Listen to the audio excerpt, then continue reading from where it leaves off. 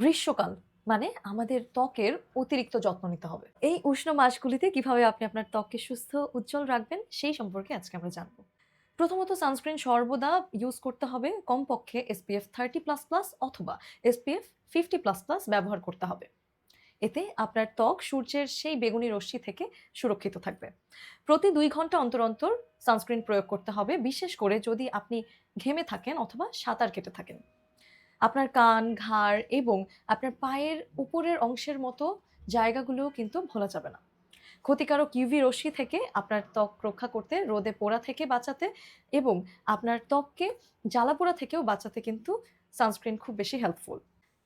যেটা খুব important, sunscreen ব্যবহার না করলে আমাদের ত্বকে বয়সের ছাপটা খুব তাড়াতাড়ি পড়ে। কারণ রোদে পোড়া বেগুনি রশ্মি আমাদের ত্বকের বার্ধক্য আরও বেশি বাড়িয়ে তোলে। তারপর আসে হাইড্রেটেড রাখা।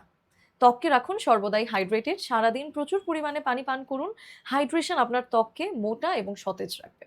আপনি তরমুজ বা শসার মতো উচ্চ জলীয় উপাদান ফলগুলো নিজে খেতে পারেন অথবা ফেস মাস্ক হিসেবে ব্যবহার করতে পারেন। এগুলো সুস্বাদু এবং আপনার ত্বকের জন্য দুর্দান্ত কাজ করবে। অবশেষে প্রতিদিন আপনার ত্বক পরিষ্কার রাখুন, ঘামমুক্ত রাখুন এবং ময়লামুক্ত রাখুন। এতে আপনার ত্বক থাকবে ব্রণমুক্ত।